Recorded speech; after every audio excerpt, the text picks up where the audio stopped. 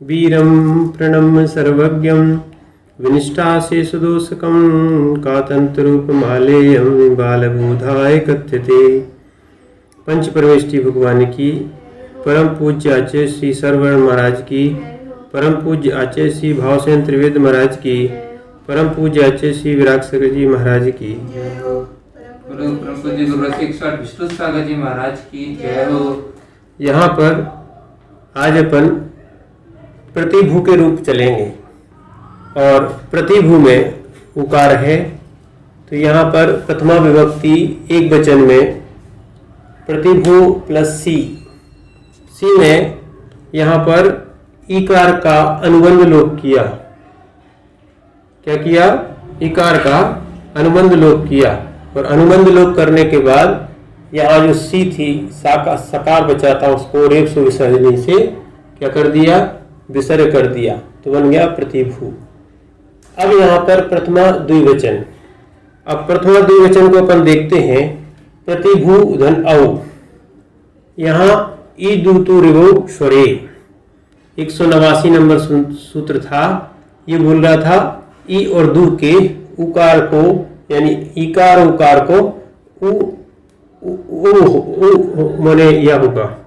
तो यहाँ पर अनेकाक्षर योत संयोगाद युवौ, यहाँ या होना था। क्या होना था? ये दो सूत्र की प्राप्ति थी, यहाँ पर या होना था। कौन सा सूत्र लगता है? इसलिए अपन प्रतिभू की द्वितीया में द्विवचन में अविभक्ति के आने पर अनेकाक्षर युवौ और सौत की प्राप्ति थी, परंतु प्रतिभू शब्द के उकार के स्थान पर ओ आदेश करने के लिए अग्रिम सूत्र आ रहा है। भूर वर्षा भूर पुनर्भू, भूर वर्षा भूर पुनर्भू। यहां बता रहे हैं कि स्वर वाली विभक्ति के आने पर वर्षाभू और पुनर्भू शब्द को छोड़कर, कौन से? वर्षाभू और पुनर्भू शब्द को छोड़कर भू शब्द के उकार के स्थान पर ओ आदेश हो जाएगा। सूत्र में धातु विभक्ति वर्धवच लिंगम सूत्र की अनुवृत्ति आ रही है। ठीक है, अर्थात जिन शब्दों के अंत में भू शब्द जुड़ा हुआ है उन शब्द के उकार के स्थान पर ओ आदेश होगा। ठीक है, अंत में जुड़ा हुआ है। परंतु वर्षाभू और पुनर्भू शब्दों के उकार के स्थान पर अनेकाक्षर योत्व संयोगाद युवौ सूत्र से वा आदेश होगा। ठीक है ना? तो यहां पर प्रतिभू प्लस औ, इसीलिए यहां पर प्रतिभू, तो इसमें अपन ने ईदू तो योश्वरी किया था और दूसरा सूत्र अनेकाक्षर योत्व संयोगाद युवौ सूत्र से क्रमशः प्राप्ति होने पर दोनों सूत्र के अपवाद में यहां पर अपवाद में कौन सा लगा? भू। यहां पर अंतु लिखा ना, भूर वर्षा भूर पुनर्भू, ये सूत्र लगा। इससे उ को क्या हो गया? ओ आदेश हो गया। तो यहाँ पर ओ आदेश करने के बाद यहाँ ये 25 नंबर सूत्र से अपन ने जोड़ दिया, तो क्या बन गया? प्रतिभुवौ। इसी प्रकार प्रथमा और द्वितीया के बहुवचन में प्रतिभू प्लस जस और सस दोनों का ले रहे हैं। प्रथमा और द्वितीया का दोनों का बहुवचन जस सस। ये यहाँ पर पहले अनुबंध लोप किया, ईदु तुर्य होना था, फिर उसके बाद ये अपवाद रूप में अनेकाक्षर यो संयोगात युवौ, यहाँ पर उकार को यहाँ ओ आदेश होना है, तो ये ओ आदेश होगा। कौन सा? ये लगेगा भूर वर्षा पुनर्भू, तो इससे ओ आदेश हो गया। 193 नंबर का सूत्र है। और उसके बाद प्रतिभुवः, क्या बन गया? प्रतिभुवः। संबोधन में यहाँ पर हे प्रतिभू, हे प्रतिभुवौ, हे प्रतिभुवः, और द्वितीया के एक वचन में प्रतिभू प्लस अम आने पर यहाँ पर स्वर वाली विभक्ति है, इस कारण से प्रतिभू उ का ओ हो गया ये, और अम आदेश अम विभक्ति पर। तो प्रतिभू ओ कैसे हुआ? भू वर्षा भू पुनर्भू, ये कहता है वर्षा भू पुनर्भू को छोड़कर सबके ऊ को ओ आदेश हो जाता है, तो इसलिए ये बन गया प्रतिभुवम। यहाँ 25 नंबर सूत्र ये लग गया। ठीक है। अब यहाँ पर तृतीया एक वचन में, क्योंकि अपन द्वितीय ही बना चुकी और बहुवचन भी उसका बना चुके द्वितीया का, इसलिए यहाँ नहीं बनाया। प्रतिभू प्लस टा, तृतीया विभक्ति में टा आने पर टा का अनुबंध लोप किया व्यंजन का, तो बचा आ। प्रतिभू प्रतिभ इसका ऊ को ओ आदेश हो गया, तो भू वर्षा भू पुनर्भू 193 नंबर का सूत्र लगा, तो यहाँ पे बन गया प्रतिभुवा। ये व्यंजन मत्सरम परवर्णित, ये 25 नंबर सूत्र लग गया।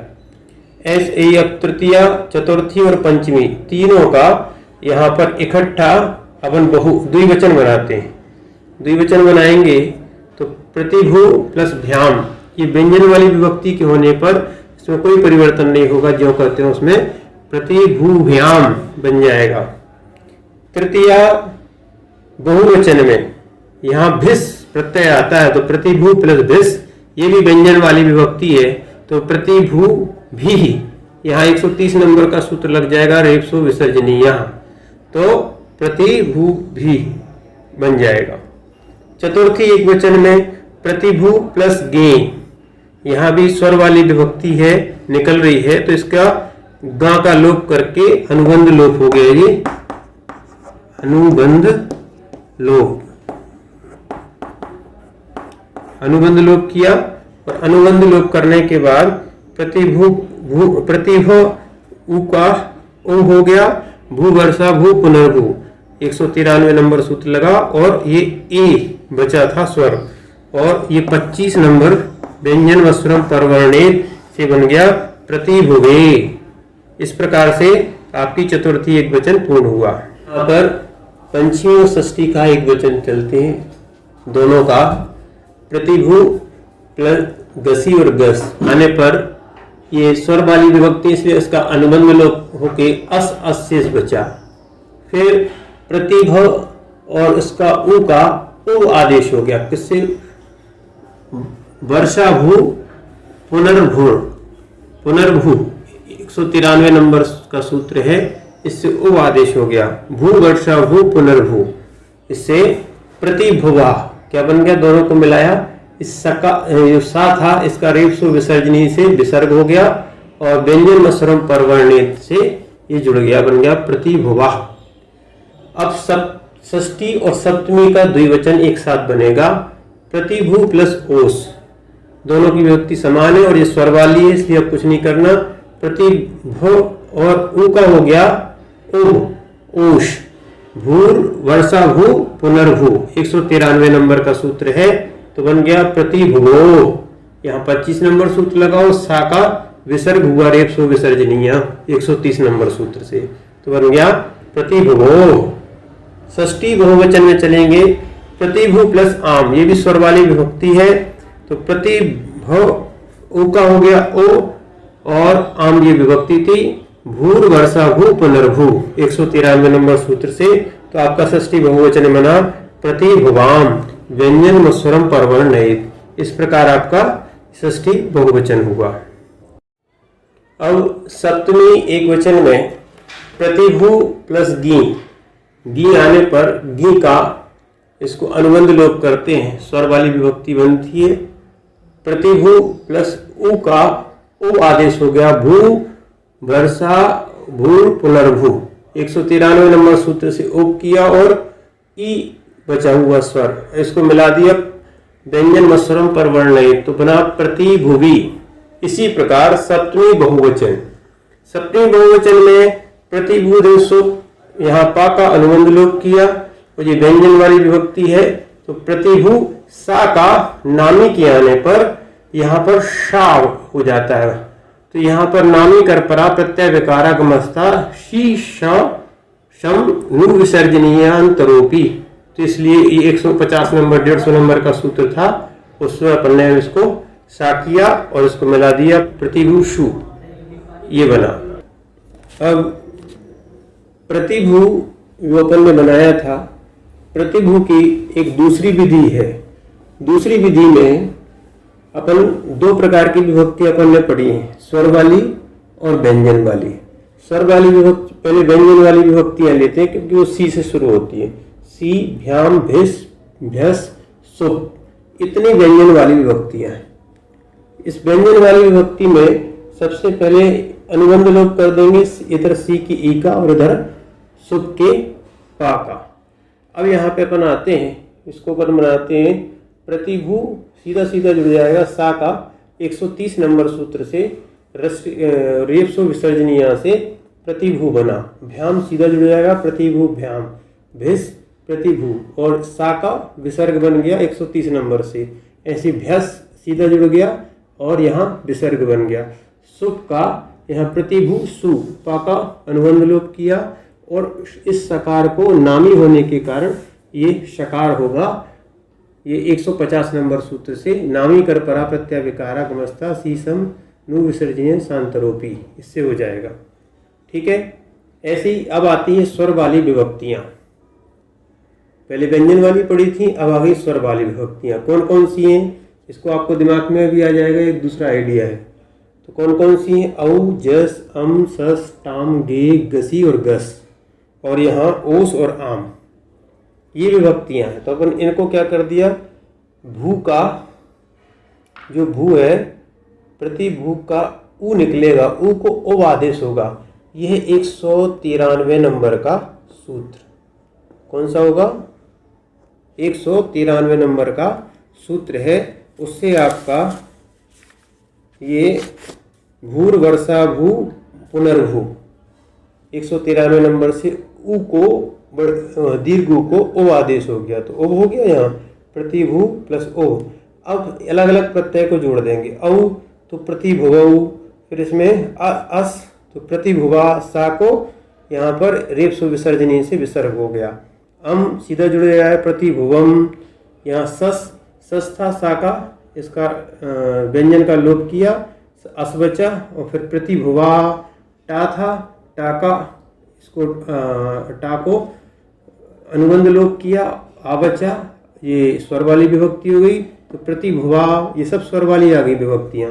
गे में से गा का लोप कर दिया, ए बची, प्रतिभुवे, गसी और गस दोनों का अस बनता है, इसलिए प्रतिभुवा। अब ओस सीधा सीधा जोड़ देंगे, प्रतिभुवो, सा का विसर्ग कर दिया रेप्सो विसर्जनी से, और आम को प्रतिभुवाम। इस प्रकार ये शॉर्ट से आपकी, यानी संक्षेप में आपकी ये विधि बहुत जल्दी पूरी हो गई। यहाँ सारे रूप लिखे हुए हैं। अब अपन को देखना है, जैसे ये प्रथमा विभक्ति है का एक वचन है, द्विवचन ये है और बहुवचन ये है। ठीक। अब द्वितीय विभक्ति का अम एक वचन ये है और द्विवचन ये है और बहुवचन सस आ गया। तृतीया का एक वचन है ये है तृतीया का द्विवचन और बहुवचन है भिस। चतुर्थी का एक वचन है ये द्विवचन है और ये बहुवचन है। ऐसी चतुर्थी हो गई। पंचमी का एक वचन है, षष्ठी का भी एक वचन है, दोनों में एक में पंचमी में भ्याम लगेगा तो वो लिख दिया, और जहाँ भ्यस लगेगा वो लिख दिया। गस ये षष्ठी का एक वचन है, इसका प्रतिभुवा बना, अस बचा था। और ओस ये षष्ठी का द्विवचन है और सप्तमी का भी द्विवचन है, यहाँ लिख दिया अपन ने प्रतिभुवो, सा का विसर्ग कर दिया। आम षष्ठी का बहुवचन है तो यहाँ आम कर दिया प्रतिभुवाम। ठीक है, इस प्रकार बन गया। और सप्तमी आ गई यहाँ पर, सप्तमी का बहुवचन, क्योंकि सप्तमी का एक वचन अपन गी रह गया था, गी लिख देते हैं। ठीक है, गी छूट गया था यहाँ पर, गी में सप्तमी के एक वचन में ये गा का लोप हो जाएगा, बचेगी ईकार, तो बनेगी प्रति भू वी। क्या बन जाएगा? ये क्या आएगा? प्रतिभुवी। ठीक है, प्रतिभुवी बन जाएगा। प्रतिभुवो प्रतिभुव मैंने प्रतिभुवी, फिर यहाँ पर प्रतिभुवो और प्रतिभूसु। इस प्रकार से ये 7 विभक्तियाँ आपकी इस चार्ट से आपको बहुत जल्दी समझ में आ सकती हैं, जिनको अगर इस विधि से करना वैसे कर सकते हैं। इस प्रकार प्रतिभू शब्द की रूपमाला चलते हैं। प्रथमा विभक्ति में प्रतिभू, प्रतिभुवौ, प्रतिभुवा। संबोधन में हे प्रतिभू, हे प्रतिभुवौ, हे प्रतिभुवा। द्वितीया में हे प्रतिभुवम, प्रतिभुवौ, प्रतिभुवा। तृतीया प्रतिभुवा, प्रतिभुभ्याम, प्रतिभुभिः। चतुर्थी प्रतिभुवे, प्रतिभुभ्याम, प्रतिभुभ्यः। पंचमी प्रतिभुवः, प्रतिभुभ्याम, प्रतिभुभ्यः। षष्ठी प्रतिभुवा, प्रतिभुवो, प्रतिभुवाम। सप्तमी प्रतिभुवि, प्रतिभुवोः, प्रतिभुवुषु। इस प्रकार स्वयंभू, मित्रभू, आतभू, अग्निभू और मनोभू इत्यादि शब्द के रूप जानना चाहिए। भू शब्द की रूपमाला।